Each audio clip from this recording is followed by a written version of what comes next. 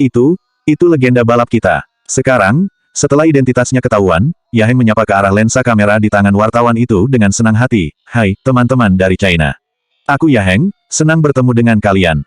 Lu Yu juga menyapa kamera. Kemudian, keduanya bekerja sama untuk menjawab beberapa baris pertanyaan dari wartawan. Majalah tempat wartawan itu bekerja sama sekali tidak terlalu memperhatikan acara ini, bahkan juru kamera pun tidak cocok dengan reporternya. Karena terburu-buru, wartawan itu hanya bisa fokus pada poin-poin utama dan poin-poin penting untuk beberapa wawancara. Setelah itu, dia mengambil foto Lu Yu dan Yaheng dengan kamera SLR di dadanya. Setelah wartawan itu mengucapkan selamat tinggal dengan hormat kepada mereka berdua, dia berbalik dan dengan cepat mengirim foto dan catatan wawancara kepada pemimpin agensi, pemimpin redaksi. Ini jelas sebuah berita besar. Cepat terbitkan. Setelah itu, karena dia takut berita itu tidak dianggap serius, dia memutuskan mengirim jendela pop-up. Pemimpin redaksi majalah yang masih mengkonfirmasi pembalap terkenal dengan wartawan dari arena lain terganggu oleh jendela pop-up itu. Dia mengerutkan kening karena tidak senang dan ingin menegur, tapi dia langsung terdiam begitu melihat foto yang dikirim oleh wartawan muda itu. Pemimpin redaksi tercengang. Dia langsung menggosok matanya dan fokus untuk membesarkan foto sampai beberapa kali. Setelah beberapa saat, akhirnya dia mengkonfirmasi bahwa dia tidak salah lihat. Kemudian, pemimpin redaksi menjadi kacau. Kenapa ada legenda dunia balap di tempat pertandingan kecil seperti itu? Pemimpin redaksi mengetik pesan untuk wartawan lain dalam keadaan yang masih panik. Fotografer Huang tidak akan pergi ke tempatmu, aku akan membiarkannya pergi ke arena pertandingan Ciun. Wartawan lain itu kebingungan. Kenapa pemimpin redaksinya membiarkan fotografer dengan keterampilan fotografi terbaik di perusahaan pergi ke arena kecil, yang bahkan tiketnya tidak laku itu? Begitu wawancara dan foto wartawan itu diposting di internet, mereka langsung menduduki puncak pencarian teratas. Banyak orang bertanya, di stadion mana itu, kapan pertandingannya? Dan para wartawan dan pembawa berita yang mengawasi berita online juga memperhatikan, sementara waktu Lu Yu dan Yaheng telah dikelilingi oleh lebih dari belasan wartawan. Itu benar-benar merusak kedamaian sudut kecil ini. Pembawa berita lainnya tidak berani terlalu condong ke depan dan mereka menyusut di belakang wartawan untuk diam-diam mendengarkan berita. Dalam hal ini, Lu Yu dan Yaheng yang sudah lama terbiasa dengan pemandangan seperti itu, menanganinya dengan mudah. Sementara Qigui diam-diam menjauh dari mereka berdua dengan perasaan tidak nyaman. Pada saat yang sama, penanggung jawab grup Ciyun, yang mengadakan acara ini, melihat bahwa tingkat kehadiran hanya sebanyak 2% dan rambutnya hampir rontok karena pusing memikirkan masalah itu. Dia mengadakan pertemuan dengan anggota tim yang bertanggung jawab atas publisitas di ruangan belakang panggung dan dia sama sekali tidak tega untuk melihat berita di internet. Mereka mengadakan pertandingan ini untuk mengkonsolidasikan basis pelanggan mereka dan untuk sedikit mempromosikan merek dagang mereka. Tapi siapa sangka, meskipun harga tiketnya sudah turun menjadi 80 yuan, tetap tidak ada yang membelinya. Bahkan belakangan ini, mereka membuka acara yang mana para penonton bisa mendapatkan tiket gratis hanya dengan membagikan dan menyukai WeChat. Namun, tetap tidak banyak orang yang membagikan WeChat-nya. Seharusnya, hal ini tidak begitu menyedihkan. Namun, menjadi lebih menyedihkan karena lawan mereka dengan sengaja memilih waktu hari ini juga untuk memulai pertandingan. Kelompok lain rela mengeluarkan uang dan mengundang banyak pembalap terkenal dan tim besar yang terkenal juga, sehingga menarik banyak perhatian para penggemar balap. Di kantor, semua orang menundukkan kepala. Mereka tidak bisa berbuat apa-apa. Pasarnya sangat besar dan acara dari kelompok lain itu telah menarik banyak penggemar untuk datang ke sana. Tidak ada gunanya bagi mereka jika melakukan apapun. Sekarang, mereka hanya bisa mengakui kerugian mereka. Tuan Liang, bagaimana ini? Pemimpin tim publisitas mengangkat kepalanya dan berkata dengan susah payah, ayo kita lakukan lain kali. Sebelum kalimat itu selesai, staf yang bertanggung jawab atas penjualan tiket membanting pintu hingga terbuka dan nadanya sedikit kacau karena terkejut. Tuan Liang. Tiket kita telah terjual habis. Semua orang di dalam ruangan itu terkejut bukan main. Tuan Liang tiba-tiba berdiri, apa yang terjadi? Itu, legenda dunia balap kita, dia. Dia datang ke arena kita. Staf itu dengan terbata-bata menjelaskan, lalu semua orang tahu dan mereka semua membeli tiket. Kosong. Apa? Tuan Liang tidak mengerti, legenda apa? Kapan China memiliki pembalap legendaris? Staf menggaruk rambutnya dengan tidak sabar, saya sangat senang sekarang, saya benar-benar tidak tahu bagaimana menjelaskannya. Tuan Liang, Anda dapat membacanya sendiri di internet. Tuan Liang masih kebingungan. Dia dan yang lainnya menyalakan ponsel mereka dan melihat sedikit berita yang muncul dalam sekejap. Gila, legenda balap Yaheng ada di sini. Tuan Liang membelalakkan matanya. Mustahil, gumamnya dalam hati. Dia membuka berita dengan jari gemetar dan melihat Yaheng mengenakan pakaian olahraga yang sangat sederhana sedang duduk di arena mereka. Terlihat Yaheng menyapa para wartawan dengan senyum di wajahnya. Di sampingnya, ada Lu Yu yang awalnya memang sudah sangat populer, namun sekarang dia juga samar-samar menjadi legenda. Tuan Liang semakin terkejut setelah membaca berita itu. Dia tiba-tiba memindahkan ponselnya dan menenangkan diri selama beberapa menit. Dia lalu kembali untuk melihatnya dan segera memerintahkan staf untuk menambah tiketnya, tambah lagi tiketnya. Naikkan 100 juga untuk harga tiketnya. Mereka mengharapkan 3.000 penonton pada saat itu dan itu hanya sepertiga dari total kapasitas seluruh stadion dan harga tiket bahkan diturunkan menjadi 80 yuan. Sungguh menyedihkan. Sekarang jika naik 100, itu sama saja kembali ke tarif normal. Oke, staf itu mengangguk, berbalik, dan berjalan keluar. Tuan Liang dan yang lainnya tidak sabar untuk pergi ke meja komputer tempat tiket dijual. Kemudian, mereka menyaksikan 2.000 tiket fisik yang baru saja ditambahkan, semuanya telah tersapu bersih dalam 1 detik. Ah! Ini, staf memandang Tuan Liang dengan bingung. Tuan Liang yang sangat bersemangat melambaikan tangannya, jadikan semua tiket yang tersisa menjadi tiket elektronik. Apa tidak apa-apa, pemimpin tim bertanya khawatir, beberapa orang lebih suka tiket fisik dan beberapa orang lagi lebih suka tiket elektronik. Apa itu tidak akan menyebabkan rasa ketidakpuasan di antara orang-orang yang tidak menyukai tiket elektronik? Banyak orang yang hobi mengoleksi tiket fisik, sehingga efek yang ditimbulkan tiket fisik dan tiket elektronik masih jauh berbeda. Liang selalu merasa bahwa dia benar dan menambahkan, tanda ini dengan jelas di peta penjualan, sehingga orang yang keberatan tidak akan membelinya. Popularitas saat ini sudah sangat mengejutkannya, sehingga tidak masalah jika tiket berikutnya tidak terjual habis. Hasilnya, baru saja dikeluarkan lagi tiketnya, langsung kosong lagi. Pembeli berkata, apa ini bercanda? Akhirnya ada kesempatan untuk mendekati dua dewa besar Yaheng dan Luyu, siapa yang peduli dengan harga tiketnya. Pertandingan ini telah diberitakan dan dipromosikan selama lebih dari setengah bulan dan harganya juga turun, namun 3.000 tiket tidak dapat terjual. Tapi sekarang hanya dalam 3 menit, 10.000 tiket telah terjual. Bahkan ada banyak orang yang tidak bisa mendapatkan tiket karena jaringan internet yang buruk. Mereka bergegas ke gerbang arena terlebih dahulu dan bertanya apa ada calo yang menjual tiketnya. Mereka akhirnya membeli dari calo seharga 10.000 yuan. Peristiwa kecil yang bahkan para wartawan dari majalah terkenal terlalu malas untuk memperhatikannya, namun karena dua dewa besar yang dibawa oleh Cigui pertandingan itu langsung memecahkan rekor penjualan tiket tercepat dalam sejarah kompetisi balap China. Bukan hanya Tuan Liang yang terkejut, tetapi juga para pembalap dari tim yang berpartisipasi dalam pertandingan di sana ikut terkejut. Untuk sementara waktu, para pembalap yang tidak pernah mendapat perhatian seperti itu merasa gugup. Mereka tidak melihat ponsel mereka karena mereka sedang mempersiapkan permainan. Mereka hanya bisa melihat wartawan dan ada banyak orang yang masuk, tapi tidak tahu apa yang sedang terjadi. Pembalap di belakang Chi Mingkun juga bingung, apa ada sesuatu yang terjadi pada kita dalam balapan kali ini? Kenapa tiba-tiba mendapat banyak perhatian? Chi Mingkun yang memahami apa yang terjadi, dia terdiam sejenak. Dia menyeka helmnya diam-diam dan berkata, kalau ada di antara kalian yang ingin direkrut oleh tim internasional atau ingin masuk ke klub Deat atau tim World, melajulah dengan kencang dan tunjukkan diri kalian sebaik mungkin. Ayo tambahkan informasi kontak. Chi Mingkun mengatakannya dengan serius. Orang lain yang ada di sana diam saja. Ketiga pembalap itu menatap Chi Mingkun dengan tidak percaya. Tidak peduli seberapa besar mereka di China, tidak mungkin menembus perbatasan nasional dan diperhatikan oleh klub-klub top dan tim raksasa di dunia. Selain itu, 10.000 penonton memang terasa terlalu banyak untuk permainan mereka. Tapi kalau untuk pertandingan internasional sungguhan, itu sama sekali tidak cukup. Setiap pertandingan besar di dunia dapat memiliki lebih dari 20.000 penonton. Tiga pembalap lainnya benar-benar menganggap ini sebagai cara unik bagi Chi Mingkun untuk menghibur mereka. Jadi, tidak ada yang mengambil hati. Hei, ngomong-ngomong, tim kita sekarang sedikit terkenal, ya. Seorang pembalap tersenyum dan berkata, kalau kita bisa mendapatkan perhatian tertinggi di acara hari ini, bukankah itu artinya kita benar-benar populer?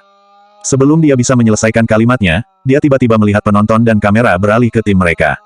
Samar-samar bercampur dengan sorakan dan dukungan dari para penonton.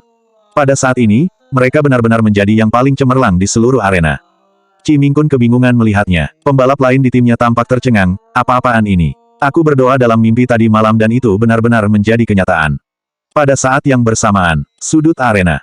Yaheng menghadapi pertanyaan dari wartawan tentang mengapa mereka datang untuk menonton pertandingan di sini dan dia menjawab sambil tersenyum, karena ada anak laki-laki yang saya perhatikan di sini. Setelah berkata begitu, dia juga menunjuk ke tim Chi Mingkun kepada para wartawan, dia adalah kapten tim itu, namanya Chi Mingkun. Perkataan dan tindakan Yaheng disiarkan di layar lebar tepat di luar arena. Dia diperkenalkan ke mata dan telinga semua penonton yang hadir. Chi Gui hanya bisa menggelengkan kepalanya. Yaheng sudah terbiasa dengan situasi seperti ini dan rasa percaya dirinya yang alami membuatnya tidak tahu apa artinya menjadi rendah hati. Dia juga sangat menghargai Chi Mingkun. Bagaimanapun, dia adalah adik laki-laki Chi Gui, bagaimana mungkin keterampilan mengemudinya bisa buruk. Memikirkan respon penonton yang mungkin akan muncul, Chi Gui diam-diam meminta maaf kepada Chi Mingkun di dalam hatinya. Chi Mingkun yang tidak tahu bahwa dia terjebak oleh kesalahpahaman, masih terlihat kebingungan. Dia bersin dan mengencangkan jaketnya. Perasaannya menjadi tidak enak. Fokus pertandingan ini bukan lagi pertandingan itu sendiri. Sepanjang permainan, Lu Yu dan Yaheng selalu dikelilingi oleh banyak orang. Setelah wawancara dan urusan dengan wartawan yang terakhir selesai, Lu Yu lemas dan saat dia berjalan keluar, dia bertanya kepada Qi Gui yang ada di sampingnya, "Kak Qi, apa yang kau pikirkan?" Orang biasa melihat mereka begitu menonjol dan meriah. Kalau tidak iri, mereka setidaknya akan merasa terharu, bukan? Qi Gui menjawab, "Aku tidak akan pernah muncul di depan umum denganmu lagi, pikiran apa?" Lu Yu terdiam mendengar jawaban Qi Gui. Yaheng tidak bisa menahan tawa, "Sudahlah, Nona Qi, kau benar-benar menarik. Ayo kita tambahkan informasi kontak." Setelah mengatakan itu, dia mengeluarkan ponselnya dan membuka WeChat. Daftar teman di WeChat-nya kosong dan bahkan foto profilnya juga belum diubah. Jelas diunduh khusus untuk tujuan menambahkan kontak Qi Gui. Yaheng sangat memperhatikannya, tapi Qi Gui tidak terlalu memedulikan itu. Dia mengalihkan WeChat ke akun yang didedikasikan untuk negara asing dan memindai kode QR Yaheng untuk menambahkan kontak. Kemudian, dia menerima pesan dari Qi Mingkun, "Kakak, bisakah kita makan bersama?" Qi Gui membalas, "Tidak bisa, aku masih ada urusan lain." Qi Mingkun sedikit sedih, tetapi dia memaklumi dan berkata, "Oke, kalau begitu lain kali saja." Qi Gui menyingkirkan ponselnya sebentar, mengucapkan selamat tinggal kepada Lu Yu dan Yaheng, lalu mengeluarkan ponselnya lagi dan menelepon Sun Yanyan.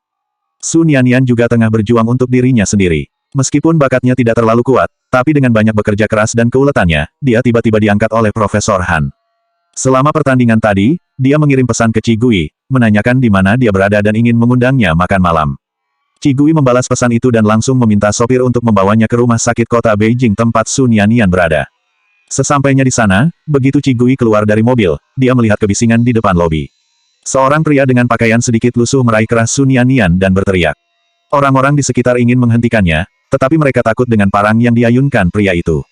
Petugas keamanan rumah sakit takut menyakiti Sun Yanyan, jadi mereka tidak berani maju begitu saja. Terlalu rapi. Ini jelas pertama kalinya Sun Yanyan mengalami hal seperti itu, meskipun dia bingung, dia masih menghibur pria itu dengan ucapannya. Sopir Qi Gui tadi juga turun dari mobil. Melihat situasi di depannya, dia sedikit menundukkan kepalanya dan bertanya kepada Qi Gui, "Profesor Qi, apa perlu saya mengambil tindakan?" Qi Gui melirik ke kiri dan ke kanan, berjalan ke sudut, lalu mengambil batu bata yang jatuh dari konstruksi dan melempar-lempar ke tangannya, lalu mengayunkan lengannya. Lemparan bata-bata merah itu menyajikan efek hiperbola yang sempurna. Buah. Pria yang memegang keras Sun Yanyan tadi menutupi bagian belakang kepalanya. Dia menoleh perlahan dan melirik Qi Gui, tepat ketika dia akan mengatakan sesuatu, dia tiba-tiba menutup matanya dan jatuh perlahan.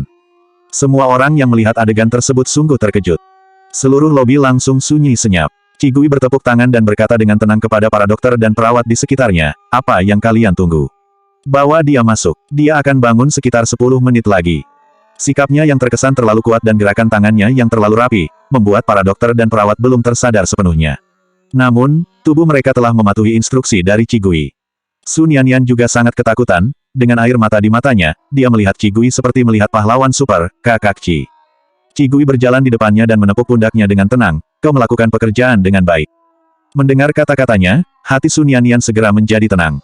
Tapi kemudian, dia tidak bisa menahan perasaan malu, Aku hanya menangis. Aku tidak melakukan apa-apa." Qi Gui menjelaskan, "Bagus karena kau tidak melakukannya." Sun Yanyan tercengang. Apa itu yang dia maksud dengan melakukan pekerjaan dengan baik? Qi Gui membantu Sun Yanyan masuk dan bertanya, "Apa yang terjadi?" Orang-orang di sekitar secara otomatis memberi jalan untuk mereka berdua. Petugas keamanan rumah sakit melangkah maju untuk menghentikannya. Setelah mengenali Qi Gui, mereka segera mundur diam-diam. Sun Yanyan menghela nafas panjang, ibunya adalah pasien Profesor Han. Dia menghabiskan lebih dari 100.000 yuan di rumah sakit selama setengah bulan, tetapi dia masih tidak bisa menyelamatkan hidup ibunya. Dia emosional dan langsung bertindak berbahaya. Sebenarnya, pria itu ingin menyeret Sun Yanyan untuk dikuburkan bersamanya. Lagi pula, dalam 2 minggu terakhir, Sun Yanyan yang lebih banyak bertanggung jawab untuk merawat ibunya, jadi dia paling mengenal Sun Yanyan. Sun Yanyan juga bisa memahami perasaannya. Saat ibunya sakit kritis, dia juga punya pikiran gila untuk dikubur bersama keluarga Su. Untungnya, pada waktu itu Qi Gui mengulurkan tangannya pada saat kritis dan menariknya kembali. Karena itu, Sun Yanyan tidak memberitahu Qi Gui bagaimana perasaannya lebih jauh. Dia telah belajar dengan Profesor Han. Selama beberapa hari ini, dia mendengar lebih banyak berita tentang Qi Gui dan dia mungkin mengerti betapa kuatnya Qi Gui. Masalah yang dihadapi dokter semacam ini. Sun Yanyan selalu merasa bahwa dia terlalu banyak bercerita apapun, seperti seorang siswa sekolah dasar yang ditindas dan melapor kepada guru dan itu sangat memalukan. Qi Gui mengangguk dan tidak mengajukan pertanyaan lebih lanjut. Keduanya berjalan di lobi rumah sakit sambil mengobrol. Insiden ini adalah masalah besar dan banyak orang di sekitar pria itu yang merekam video dengan ponsel mereka atau mengirimnya ke lingkaran teman di WeChat. Su Nianyan mengerutkan kening dan berkata dengan cemas, Kak Qi, apa kau ingin melapor ke kepala rumah sakit lebih dulu? Barangkali nanti ada seseorang yang mencoreng namamu di internet. Zaman seperti sekarang ini, banyak netizen yang menonton kesenangan dan tidak menganggapnya sebagai masalah yang besar, mereka membuat rumor untuk mendapatkan perhatian. Lemparan batu bata Cigui terlalu rapi dan selama opini publik sedikit buruk, itu akan berdampak pada reputasinya. Cigui menekan tombol lift dengan jari-jarinya yang ramping, dengan suaranya yang tenang dia berkata, tidak apa-apa, mereka tidak akan bisa mengirimkannya. Su Nianyan terdiam kebingungan. Sampai dia dan Cigui selesai makan, Su Nianyan tidak melihat berita atau video tentang kecelakaan tadi di internet. Dia bahkan lebih terkejut dengan identitas Cigui di dalam hatinya. Dia hanya bisa mendesah setelah menyadari bahwa penglihatannya telah membatasi imajinasinya. Setelah makan, Su Nianyan beristirahat di sore hari dan Cigui menawarkan untuk pergi bersamanya menemui Ibu Su. Keduanya kembali ke lobi. Pria itu sudah bangun dan duduk di kursi dengan linglung, di sebelahnya ada makan siang yang dibelikan petugas keamanan untuknya. Bagaimana dia bisa lupa, kalau orang di sampingnya ini juga orang besar. Beberapa petugas keamanan, berjaga tidak jauh darinya, karena takut dia tiba-tiba membuat masalah lagi. Orang itu tidak melakukan apa-apa dan tidak makan juga. Melihat Su Nianyan, dia berhenti, lalu mengalihkan pandangannya dengan sedikit malu. Su Nianyan naik mobil Cigui untuk pergi ke sanatorium. Sopir mobil itu adalah seorang pria tampan yang terlihat sangat tidak asing baginya. Su Nianyan diam-diam memandangnya dan berpikir untuk waktu yang lama dan akhirnya mengingat sesuatu. Bukankah ini supir taksi di kota Nan? Ketika dia berada di kota Nan, dia masih bertanya-tanya bahwa setiap kali dia dan Cigui naik taksi, sepertinya mereka naik mobil yang sama. Kalau dipikir-pikir, orang ini mungkin pengawal Cigui dan taksi itu juga menyamar sebagai mobil lain. Ini sungguh sekeren yang ada di drama televisi. Sepanjang perjalanan, Su Nianyan menatap mata Cigui yang cerah dan cahaya terang hampir menerangi jalanan. Cigui bingung melihat tingkah Su Nianyan. Apa otak anak ini baik-baik saja? 2 jam kemudian, mobil berhenti di pintu masuk sanatorium. Melihat pemandangan di depan pintu masuk, sopir itu mengerutkan kening dan berbalik untuk bertanya kepada Cigui, Kak Qi, ini. Dia masih memanggil Kak Qi di luar. Cigui sedikit mencondongkan tubuh ke depan dan melirik ke pintu. Dia bisa melihat gerbang sanatorium ditutup dan deretan mobil Mercedes-Benz hitam diparkir di depan pintu. Di samping setiap mobil, ada pria tinggi berjas hitam berdiri tegak. Masing-masing dari mereka memiliki tonjolan di pinggang dan tidak perlu berpikir keras untuk mengetahui bahwa mereka memakai senjata. Ini, gerbangnya ditutup. Su Nianyan terkejut. Ini adalah pertama kalinya dia menghadapi prajurit besar di depan pintu dan dia merasa sedikit gugup. Cigui sepertinya sudah terbiasa dan mengangkat dagunya ke arah sopirnya sambil berkata, pergi dan lihatlah. Sopir itu mengangguk, dia turun ke salah satu mobil, lalu berbicara dengan pria berpostur sangat tinggi di mobil hitam itu dan berjalan kembali. Dia membuka pintu mobil dan berkata dengan hormat kepada Cigui, Tuan Jin datang ke sanatorium untuk konsultasi lanjutan. Su Nianyan tercengang. Pria berbaju hitam yang terlihat tidak bisa diajak bicara itu. Apa sebenarnya begitu mudah untuk berbicara? Hanya cukup bicara begitu saja. Cigui mengangguk, baiklah. Sanatorium ini, sama sekali tidak terbuka untuk umum dan biasanya hanya digunakan untuk menemui dokter bagi beberapa orang besar di Beijing atau bagi orang-orang besar untuk beristirahat dan memulihkan diri. Untuk mencegah kecelakaan, ketika orang-orang besar ini datang, mereka akan menutup pintu. Bagaimanapun, bagi siapa saja yang bisa datang ke sini, tidak peduli apapun yang terjadi, akan cukup mengejutkan China. Kalau begitu, haruskah kita menunggu di mobil dulu? Su Nianyan menelan ludah dan bertanya dengan hati-hati. Orang kecil seperti dia terlahir dengan kekaguman naluriah terhadap orang-orang besar yang berada di luar jangkauannya. Begitu dia selesai bertanya, dia melihat bahwa Cigui telah mendorong pintu hingga terbuka dan menatapnya dengan tatapan bingung. Kenapa? Su Nianyan terdiam sejenak. Bagaimana dia bisa lupa kalau orang di sampingnya ini juga orang besar? Kerendahan hati orang kecil seperti dirinya adalah sesuatu yang tidak dapat dialami oleh Cigui. Su Nianyan menjawab, aku kira kita juga harus mengantri. Su Nianyan tertawa datar dan mengikuti Cigui keluar dari mobil. Setelah keluar dari mobil, dia melihat ada mobil hitam yang diparkir sedikit jauh dari gerbang. Melihat nomor plat mobil itu, wajah Su Nianyan menjadi gelap. Dia menoleh dan mengira orang itu tidak melihatnya, tetapi pintu kemudi mobil sudah terbuka dan Su Haikang keluar dari mobil. Dia pertama kali melirik Cigui di sebelah Su Nianyan dan kemudian memandang Su Nianyan. Nianyan, Tuan Jin sedang melakukan pemeriksaan di dalam. Kita tidak bisa masuk untuk saat ini dan mobil tidak diizinkan untuk parkir begitu dekat dengan pintu. Biarkan temanmu meminggirkan mobilnya dulu, ayo kita tunggu bersama. Selanjutnya 496 apa kau tidak takut aku akan melakukan hal buruk di masa depan?